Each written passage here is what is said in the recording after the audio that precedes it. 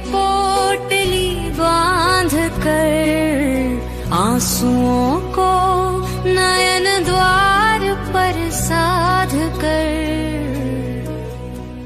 हम विदा हो रहे, दिल यही रह गया। जाने क्या क्या यहाँ से हमें मिल गया, जाने क्या क्या यहाँ से हमें मिल गया।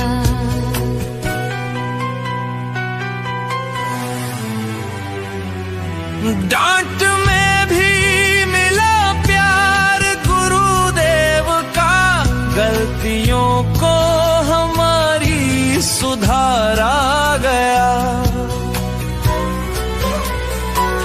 वक्त पर थाम कर हाथ मेरा सदा, सारी प्रतिभा को मेरी निखारा गया।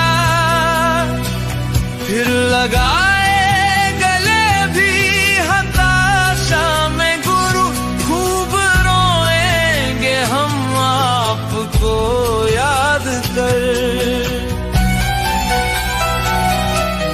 यादों की एक पोटली बांध कर आंसुओं को नयन द्वार पर साध कर हम विदा हो रहे, दिल यही रह गया।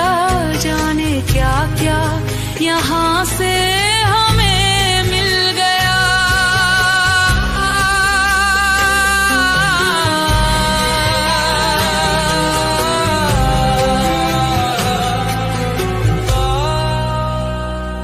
मेज कुर्सी व कक्षा है सहमे सभी, और प्रांगण भी सूना रुआं सा है।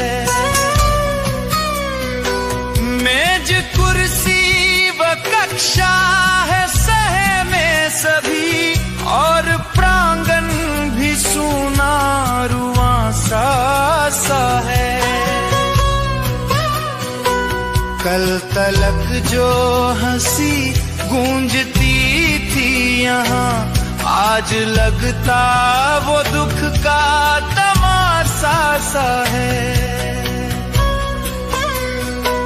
हम जुदा हो रहे जब भी है सोचते, रोम सारे खड़े हो रहे काम कर।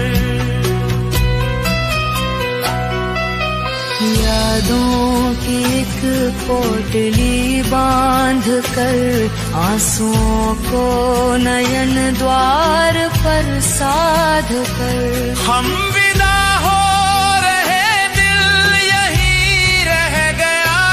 जाने क्या क्या यहाँ से हमें मिल गया, जाने क्या क्या यहाँ से हमें मिल गया।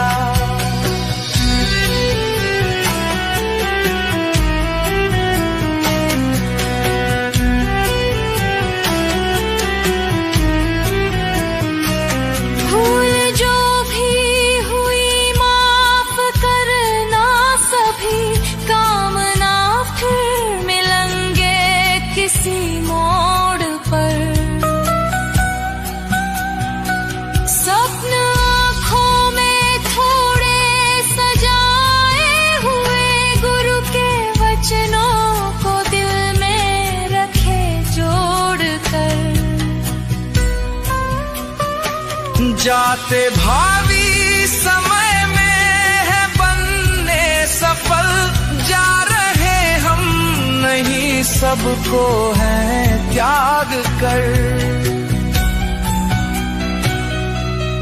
यादों की एक पोटली बांध कर आंसुओं को नयन द्वार पर साध कर हम विदा हो रहे, दिल यही रह गया। जाने क्या क्या यहाँ से हमें मिल गया, जाने क्या क्या यहाँ से हमें मिल गया।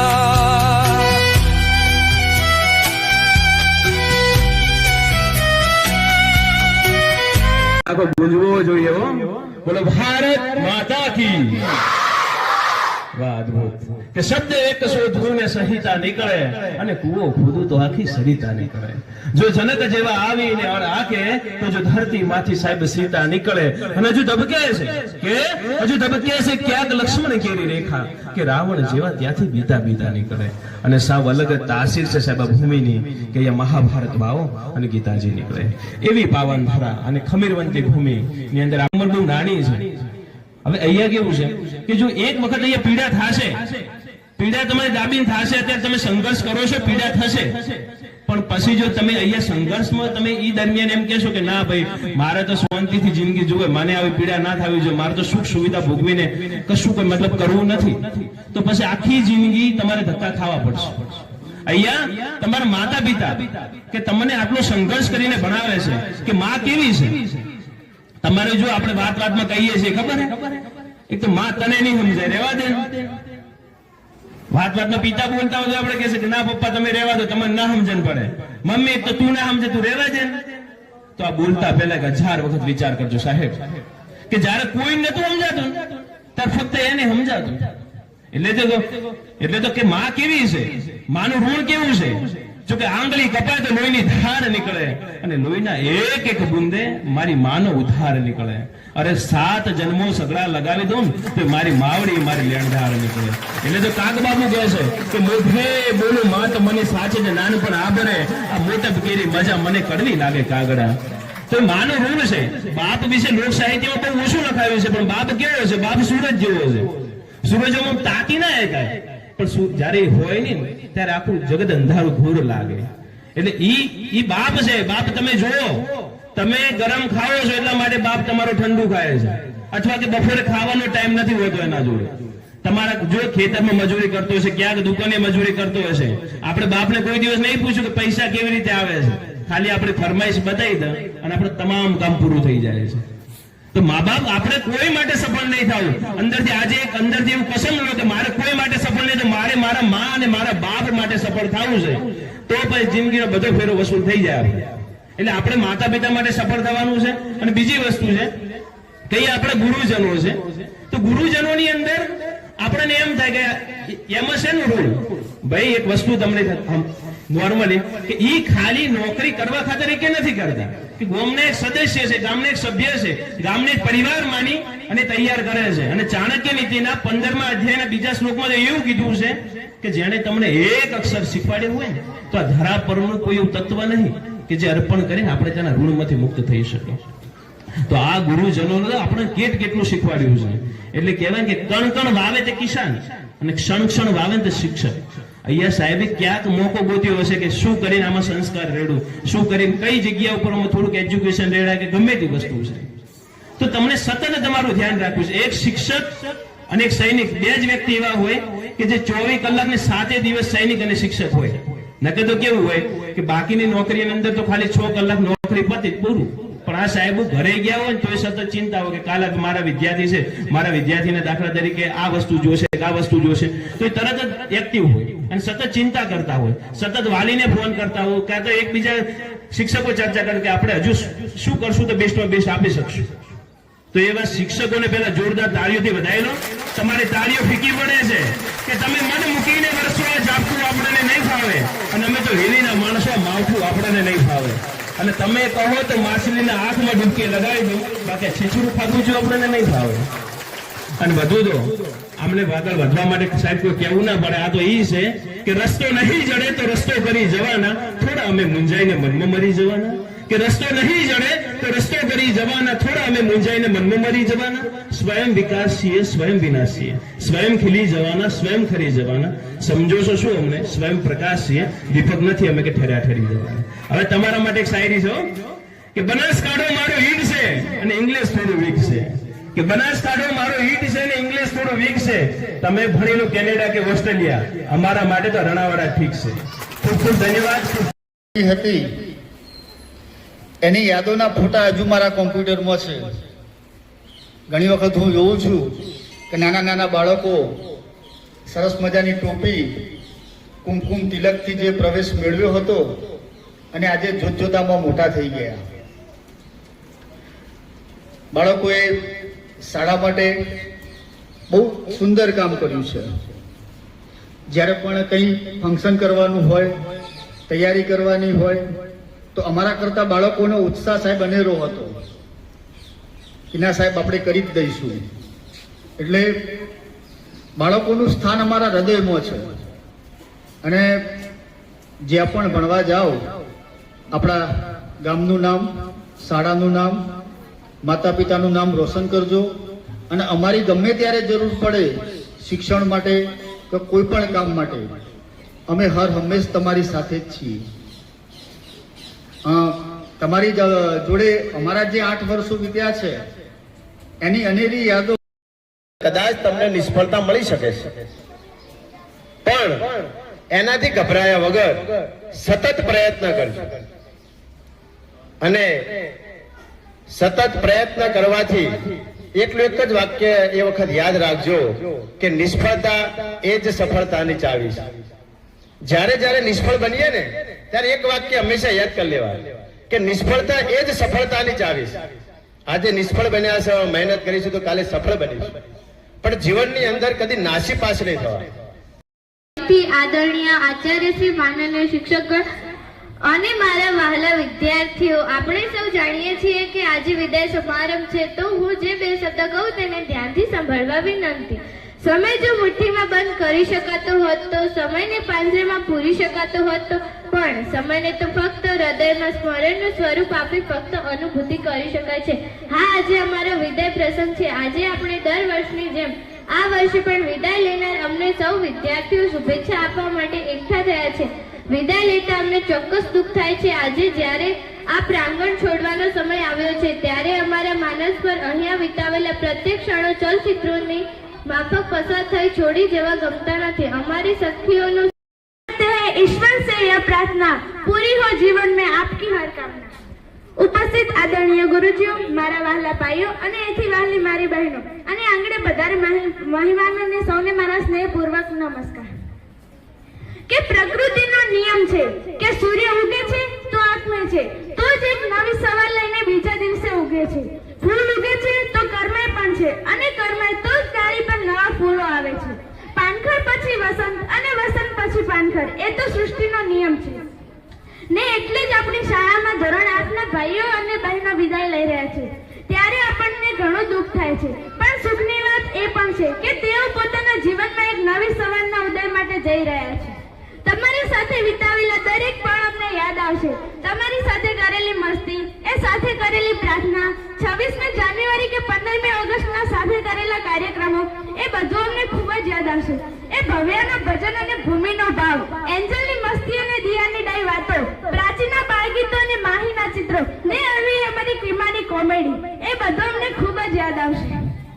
બીજી વાત કરવા જઈએ તો જીવનમાં શિક્ષણ ખૂબ જ જરૂરી છે. જો તમારી પાસે જ્ઞાન હશે અને તેને કઈ જગ્યાએ વાપરવું તેની સૂઝ હશે તો તમે જીવનમાં ક્યારેય પાછા નહીં ફરો. અને એક બીજી વાતનું ખાસ ધ્યાન રાખજો કે મા બાપનો ઠપકો કાઢેલ સંતાન, સાંભળજો હા, કે મા બાપનો ઠપકો કાઢેલ સંતાન, ગુરુજીની સજા ભોગવેલ વિદ્યાર્થી અને સોની એ ટીપેલું સોનું, ત્રણે અંતે ઘરેણું જ બને છે.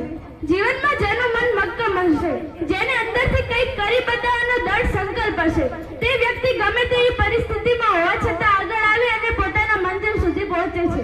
वक्त से लड़कर जो अपने नसीब बदले, इंसान वही जो अपनी तकदीर बदले. कल क्या होगा कभी मत सोचो, क्या पता कल वक्त खुद अपनी तस्वीर बदले. अंते ધોરણ 8 ના ભાઈ બહેનોને હું એટલું જ કહીશ કે યાદ આવે તો યાદ જરા કરજો, કે યાદ આવે તો યાદ જરા કરજો. એ હવે આવશે. આદરણીય શ્રી આચાર્ય અને માન્ય શ્રી ગુરુ અને મારા વહાલા મિત્રો, બધાને મારા નમસ્કાર. આજે આપણી શાળામાંથી ધોરણ 8 ના ભાઈ બહેનો વિદાય લઈ રહેલા છે. તે આ શાળામાં 1 થી 8 સુધી ભણ્યા. તેમની સાથે કરેલી મસ્તી, મેદાનમાં ભેગા રમેલા, સાથે જમેલા, તેમની સાથે કરેલી પ્રવૃત્તિઓ, તેમની સાથે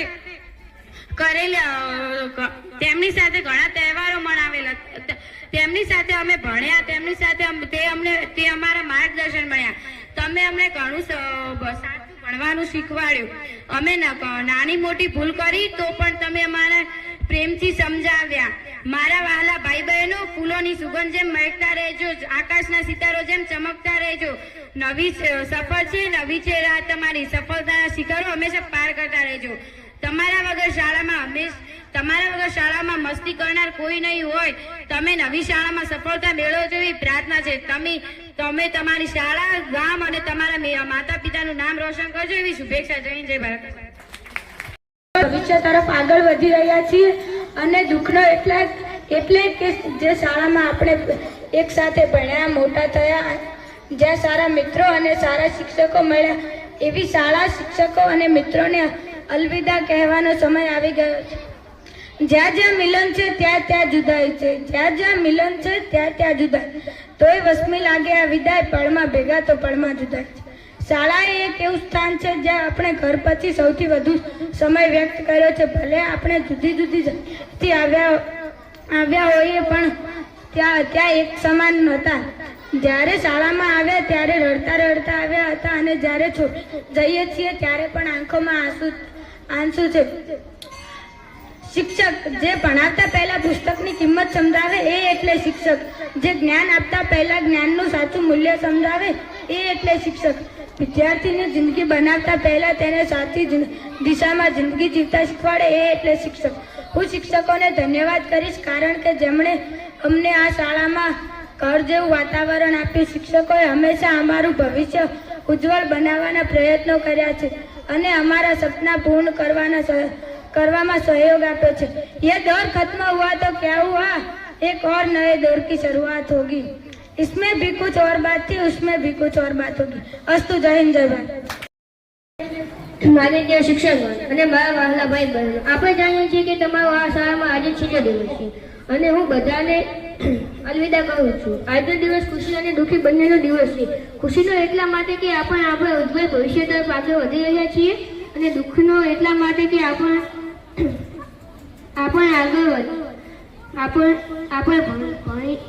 ભણતરની શરૂઆત કરી, એક સાથે ભણ્યા, મોટા થયા, જ્યારે સારા મિત્રો અને શિક્ષકો મળ્યા. આવી સારા શિક્ષકો અને મિત્રોને અલવિદા કહેવાનો સમય આવી ગયો છે. આજે મારા મોટા ભાઈ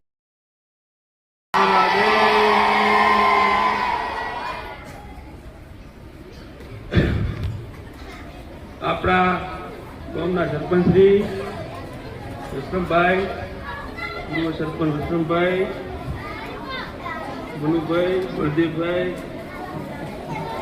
ઉદરભાઈ, જેનું ગમે તે જગ્યાએ પૂછે સહદેવભાઈ તમારા ગામના, એવા મારા સહદેવભાઈ, સુરેશભાઈ, તેરંબા.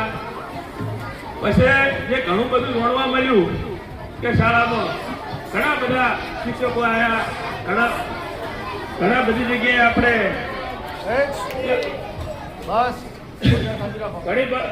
અમે વર્ષોથી ઘણી વખત શાળામાં આઠમાનો વિદાય હોય, પેલો સાતમાનો હતો, અત્યારે આઠમાનો હોય છે, આવીએ છીએ.